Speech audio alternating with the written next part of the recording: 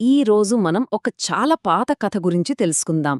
ఈ కథ మనందరికీ తెలిసే ఉంటుంది, కానీ దీనిలోని నీతి ఎప్పటికీ పాతది కాదు. మనకి సహాయం ఎలాంటి రూపంలో వస్తుంది, దాన్ని మనం ఎలా అర్థం చేసుకోవాలి అనే దానిపై ఈ కథ ఒక అద్భుతమైన పాఠం నేర్పుతుంది. రండి ఈ కథలోకి వెళ్దాం. మన కథ ఈ రెండు సుపరిచితమైన పదాలతో మొదలవుతుంది. అనగనగా అనగానే మనకు చిన్ననాటి కబుర్లు, కథలు గుర్తొస్తాయి కదూ.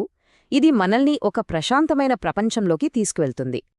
ఊహించుకోండి, ఒక నది ఒడ్డున ఓ అందమైన, ప్రశాంతమైన పల్లెటూరు.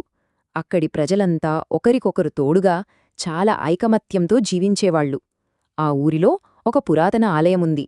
అందులో ఒక పూజారి ఉండేవారు. ఆయనంటే ఊళ్ళో అందరికీ ఎంతో భక్తి, మర్యాద. వాళ్ల జీవితమంతా ప్రార్థనలతో, సామరస్యంతో సాగిపోయేది. కాని ఒక ఏడాది ఏమైందంటే వాళ్ల ప్రశాంత జీవితంలోకి ఒక పెద్ద ఉపద్రవం వచ్చింది. కుండపోతగా వర్షాలు కురవడంతో ఆ నది ఉప్పొంగి ఆ శాంతియుతమైన గ్రామాన్ని వరద ముంచెత్తడం మొదలుపెట్టింది. ఇక ప్రమాదాన్ని పసిగట్టిన గ్రామస్తులు వెంటనే తేరుకున్నారు. తమ ప్రాణాలను కాపాడుకోవాలి కదా. అందుకే తమ ఇళ్లను, ఆస్తులను వదిలేసి సురక్షితంగా ఉండే ఎత్తైన ప్రదేశాలకు వెళ్లడం మొదలుపెట్టారు. ఊరంతా ఖాళీ అవుతున్నా ఆ పూజారిగారు మాత్రం గుడిలోనే ఉండిపోయారు. ఆయన దగ్గరికి 3 సార్లు సహాయం వచ్చింది, కాని ఆయన దాన్ని ఎలా తిరస్కరించారో ఇప్పుడు చూద్దాం. వరద నీరు మెల్లమెల్లగా ఊరిలోకొచ్చేసి ఇళ్ల గడపల వరకు చేరింది. పరిస్థితి చెయ్యి దాటిపోతోందని గ్రహించిన ఒక గ్రామస్థుడు పూజారిగారికోసం పరుగుపరుగున వెళ్లాడు. ఆందోళనతో ఆ వ్యక్తి పూజారిగారిని బ్రతిమాలాడు. అయ్యా, పరిస్థితి చాలా ప్రమాదకరంగా ఉంది, దయచేసి మాతో వచ్చేయండి అని వేడుకున్నాడు. అతని గొంతులో పూజారిని కాపాడాలనే తపన స్పష్టంగా తెలుస్తోంది. కాని పూజారిగారు మాత్రం చాలా ప్రశాంతంగా సమాధానమిచ్చారు. ఆయన విశ్వాసం అచంచలమైనది. దేవుడే తనను ఎలాగో ఒకలా వచ్చి రక్షిస్తాడని బలంగా నమ్మారు. కళ్లముందు కనిపిస్తున్న ప్రమాదాన్ని ఆ నమ్మకంతో చూడలేకపోయారు. కాస్త సమయం గడిచింది. నీటిమట్టం మరింత పెరిగింది. ఇప్పుడు గుడి మెట్లమీద నిల్చున్న పూజారిగారి చుట్టూ నడుము లోతు నీళ్లు చేరాయి. ప్రమాదం రెట్టింపయింది. అప్పుడే అటుగా ఒక గుర్రపు బండిలో వెళ్తున్న కొందరు గ్రామస్తులు పూజారిగారిని చూశారు.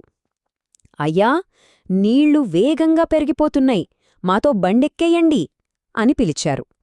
ఇది ఆయనకు వచ్చిన రెండవ అవకాశం. పూజారిగారి సమాధానంలో ఎలాంటి మార్పు లేదు. ఆయన నమ్మకం ఇంకా దృఢంగా మారింది. తన విశ్వాసం కోసం దేవుడు ఏదో ఒక అద్భుతం చేస్తాడని ఆయన ఇంకా ఎదురుచూస్తూనే ఉన్నారు. ఇక పరిస్థితి చెయ్యు దాటిపోయింది. నీటి ప్రవాహం భయంకరంగా ఉంది. ఇప్పుడు నీరు పూజారిగారి మెడవరకు చేరింది. ప్రాణాలకే ముప్పు ఏర్పడింది. ఇంతలో ఒక పడవలో వెళ్తున్న కొంతమంది సహాయకులు ఆయన్ని చూశారు. అయ్యో, మీరింకా ఇక్కడే ఉన్నారా? ప్రవాహం చాలా ఉధృతంగా ఉంది, చాలా ప్రమాదం, మాతో వచ్చేయండి అని గట్టిగా అరిచారు. ఇది ఆయనకు వచ్చిన మూడవ, చివరి అవకాశం. ప్రమాదం శిఖర స్థాయికి చేరిన పూజారిగారి జవాబు మాత్రం మారలేదు. అతను మొండిగా తన నమ్మకాన్నే పట్టుకుని ప్రాక్టికల్గా వచ్చిన సహాయాన్ని తిరస్కరించారు.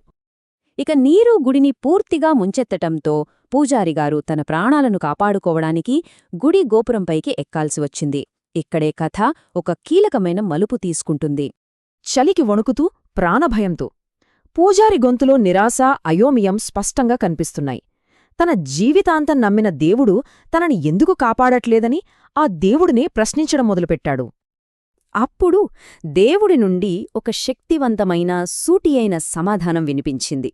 ఈ మాటలు కథ యొక్క సారాంశాన్ని ఒక్క వాక్యంలో చెప్పేస్తాయి. సహాయమనేది అద్భుతం రూపంలో రాదు, అది మన చుట్టూ ఉన్న మనుషుల రూపంలోనే వస్తుందని స్పష్టమైంది.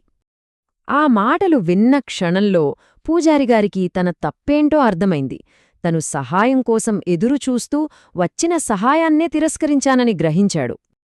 అలా ఆయనకు జ్ఞానోదయం కలిగిన వెంటనే అటుగా వస్తున్న మరొక పడవ కనిపించింది. అది తనుకోసం వచ్చిన మరో అవకాశం అని వెంటనే గ్రహించాడు. ఈసారి పూజారిగారు ఒక్క మాట కూడా మాట్లాడలేదు, వాదించలేదు, తిరస్కరించలేదు.